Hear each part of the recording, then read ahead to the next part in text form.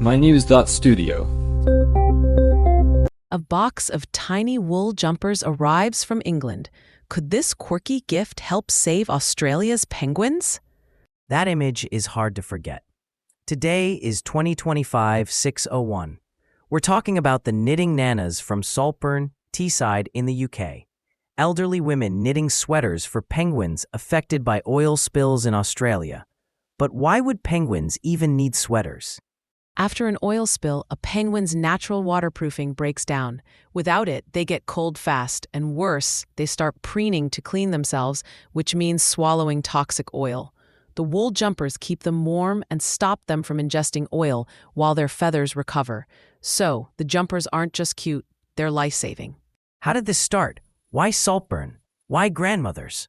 It began with news reports and calls for help from Australian wildlife organizations. The grandmothers saw the penguins struggle and wanted to help. They heard about Alfie Date, Australia's oldest man, knitting sweaters for penguins at age 109. Inspired, they picked up their needles. Some are in their 80s, 90s, even over 100, but they decided their skills could help on the other side of the world. That's a long way for a jumper to travel. How do the wildlife centers in Australia actually use them? The Penguin Foundation, for example, has a system. When a penguin comes in after an oil spill, staff assess its size and condition. They select the right jumper from the stock, so it fits safely, doesn't irritate, and does the job. There are strict guidelines for the knitters: specific wool, patterns, measurements. The centers distribute the jumpers and fit them only on birds in active rehab. So this isn't just about knitting whatever you want and sending it off. There's coordination and science here. Exactly. The foundation provides patterns. The jumpers have to be snug but not tight. All natural fibers, no loose threads. Anything else could harm the penguins. And it's not just practical.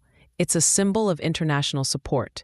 The jumpers arrive and suddenly, a penguin in Victoria is wearing something made by someone in Teesside. What's it like for the women making these? How does it affect the Saltburn community? It's had a real impact. The grandmothers describe a sense of purpose and connection. They're not just passing time. They're part of a global effort.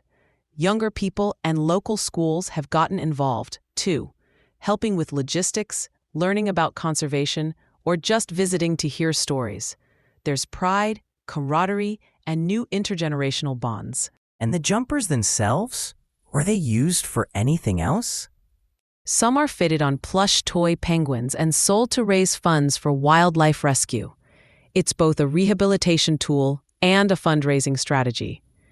The Penguin Foundation still coordinates these efforts and continues to receive jumpers from around the world. Why does this story stick with us? Is it just the image of a penguin in a sweater? It's more than that. It's about ordinary people making a real difference in a global crisis. People who might otherwise feel powerless, like elderly women in a small English town, find a way to help. It shows how small actions, like knitting, can ripple out and foster international solidarity. So, a knitting circle in Teesside connects to wildlife rescue in Australia, and everyone benefits. It's practical, but also hopeful. And it's proof that compassion can cross continents. Even a tiny jumper can change the outcome for a penguin and a person. That's it for today's story. From a box of wool in Saltburn to the recovery rooms of Australia's penguins, this is how community action matters. Thanks for listening. Remember, small acts of kindness can have global impact, even if it's just a jumper. Thank you for listening. This episode was powered by the mynews.studio. Try now for free.